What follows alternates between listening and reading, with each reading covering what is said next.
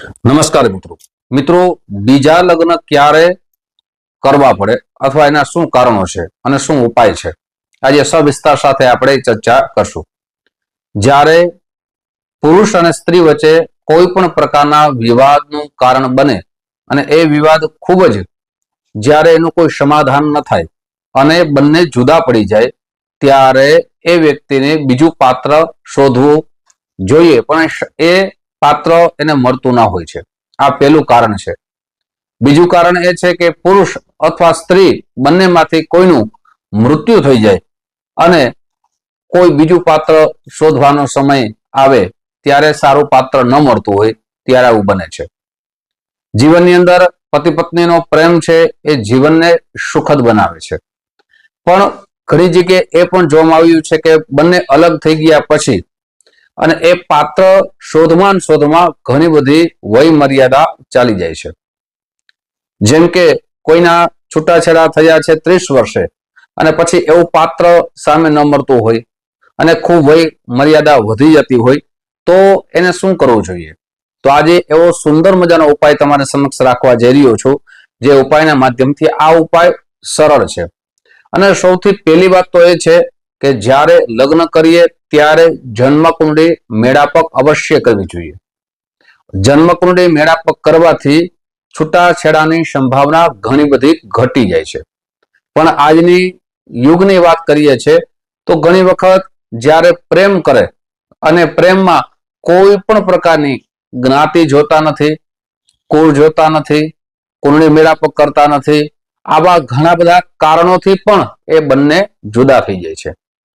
ઘણા બધા કારણો એવા પણ છે જે પરિવારના હિસાબે છૂટા થઈ જાય છે અને પાછે જે પાત્ર મળવું જોઈએ એવું પાત્ર મળતું નથી। કુંડળી મેળાપક કરવાથી ઘણી વખત આ શક્યતા ખૂબ ઘટી જાય છે। આજે તમારી સમક્ષ જે ઉપાય હું રાખવા જઈ રહ્યો છું કે આપના બીજા લગ્નમાં કોઈ પણ પ્રકારના વિઘ્નો આવતા હોય, કોઈ પણ પ્રકારની અડચણો આવતી હોય તો આ ઉપાય બંને કરી શકે છે। પુરુષ અને સ્ત્રી જેનું પરિણામ ખૂબ જ સારું છે અને અનુભવ લઈ કરેલી આ તમારી સમક્ષ ઉપાય રાખું છું।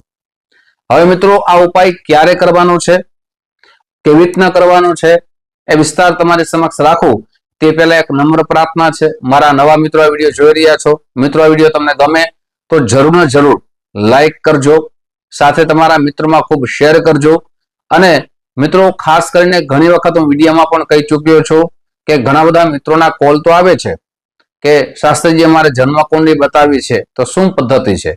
દરેક વિડીયોમાં કહી ચૂક્યો છું કે જન્મકુંડળી જોવાનો સમય, એપોઇન્ટમેન્ટ લેવાનો સમય સવારે 10 વાગ્યાથી લઈ અને બપોરના 1 વાગ્યા સુધી છે, સાંજે 5 વાગ્યાથી લઈને રાત્રે 9 વાગ્યા સુધી છે। આ સમયે કોલ કરી આપની એપોઇન્ટમેન્ટ નોંધાવી શકો છો। ઓનલાઈન પણ વ્યવસ્થા રાખી છે, ઓફલાઈનની પણ વ્યવસ્થા રાખી છે।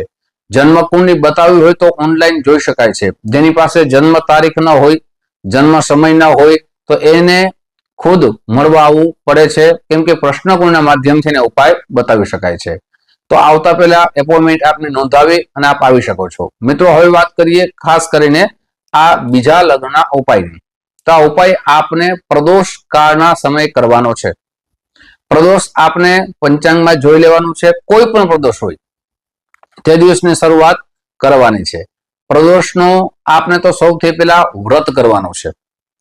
વ્રત થઈ ગયા પછી આપને સાંજના સમયમાં, મિત્રો યાદ રાખજો, સાંજના સમયની અંદર આપની આજુબાજુમાં કોઈ પણ શંકર ભગવાનનું મંદિર હોય ત્યાં જવાનું છે। શંકર ભગવાનના મંદિરે જતા પહેલા આપને ભગવાનની પૂજાની સામગ્રી લઈ જવાની છે, જેમાં બીલીપત્ર છે, પુષ્પ છે, ચોખા છે, ચંદન છે, ભસ્મ છે, સાથે એમની અંદર આપણે જલ છે, ગાયનું દૂધ છે, આ પૂજાની સામગ્રી સાથે લઈ જવાની છે। શિવ મંદિરે જઈ અને આપણે પૂજા ક્યારે કરવાની છે? તો પૂજા કરવાનો સમય છે સૂર્યાસ્ત અસ્ત પહેલા આપણે 48 મિનિટ પહેલા આપણે ભગવાન શિવની પૂજા કરવાની છે। આ એક ખાસ કરીને આપણે લખવાનું છે। અને જો આ પૂજા અંદર ન જવા દેતા હોય મંદિરના નિયમ અનુસાર તો આપણે પૂજારીને કહેવાનું છે કે હું જેટલી પણ વસ્તુ લાવ્યો છું અથવા લાવી છું એ દરેક વસ્તુ શંકર ભગવાન ઉપર આપ ચડાવી દો અને આ શંકર ભગવાન માંથી દરેક પ્રકારની વસ્તુ છે એ આપ પૂજારી પાસે ચડાવી શકો છો. હવે દરેક વસ્તુ ચડી જાય પછી સાથે આપણે રુદ્રાક્ષની માળા ગૌમુખી પણ લઈ જવાની છે. હવે બે વસ્તુમાં ઘણા બધા વ્યક્તિના મને કોલ આવશે કે ગૌમુખી કોને કહેવાય અને ભસ્મ કોને કહેવાય. તો સૌથી પહેલા જે ભસ્મ યજ્ઞ થતો હોય એ પણ ભસ્મ આપ ભગવાન મહાદેવ પાસે લઈ જઈ શકો છો, ભગવાનની ઉપર ચડાવી શકો છો. પણ જે યજ્ઞની ભસ્મ છે એને સાફ કરવી પડે, સાથે દૂધમાં પલાળવી પડે અને પછી એ ભસ્મ તૈયાર કરી ચોખ્ખી કરી અને પછી ભગવાન મહાદેવ ઉપર ચડાવી શકીએ. પણ અત્યારે બજારની અંદર ભસ્મ તૈયાર પણ મળે છે એટલે એ ભસ્મ આપ ભગવાન મહાદેવ ઉપર ચડાવવી જોઈએ. સાથે ગૌમુખી જે માળા રાખવાનું વસ્ત્ર છે, જે માળા રાખીએ એને ગૌમુખી કહેવામાં આવે છે, જે તૈયાર પણ મળે છે અત્યારે અને આપ સીવડાવી પણ શકો છો. હવે આ બધી વસ્તુ લઈ ગયા પછી ચડાવ્યા પછી આપણે શંકર ભગવાન સામે બેસી જવાનું છે. શંકર ભગવાનની સામે બેસી અને હું તમને એક સરળ મંત્ર આપું છું, એના આપણે કેવલ ને કેવલ 5 માળા કરવાની છે. 2 મંત્ર આપીશ, એક જે મંત્ર આપીશ એમની આપણે 5 માળા કરવાની છે અને જે બીજો મંત્ર શ્લોક આપું છું આપ બે માંથી કોઈ પણ એક શ્લોક અથવા બીજ મંત્ર છે એની પસંદગી કરી શકો છો. જો બીજ મંત્ર નાનો મંત્ર આપું છું એની 5 માળા કરવાની છે અને જે મોટો શ્લોક આપું છું એમની આપણે 2 માળા કરવાની છે. 2 માંથી એકની આપણે માળા કરવાની છે. આ ખાસ કરીને શ્લોક લખી લેશો. ઓમ શમ શંકરાય નમઃ. આ જે મંત્ર આપ્યો છે આની 5 માળા કરવાની છે. અને બીજો શ્લોક આપું છું તત્પુરુષાય વિદ્મહે મહાદેવાય ધીમહિ તન્નો રુદ્ર પ્રચોદયાત. આમની આપણે 2 માળા કરવાની છે. હવે આ કેટલા પ્રદોષના સમયે આપને કરવાની છે એ પણ ખાસ લખી લેશો. આપને 11 પ્રદોષ વખતે 11 એક એક કરીને પ્રદોષ આવતા એમ 11 પ્રદોષ સુધી આ તમારે અવિરત અખંડ આપને આ ઉપાય કરવાનો છે. ખાસ કરીને જેમના લગ્ન ન થતા એમને જ આ ઉપાય કરવાનો છે. પછી દીકરી હોય અથવા દીકરો હોય, આમાં માતા પિતા પણ ન ચાલે, સાથે ભાઈ અથવા બેન નહીં, ખુદને કરવાનું છે. પૂર્ણ શ્રદ્ધાથી કરવાનું છે, પૂર્ણ ભાવથી કરવાનું છે.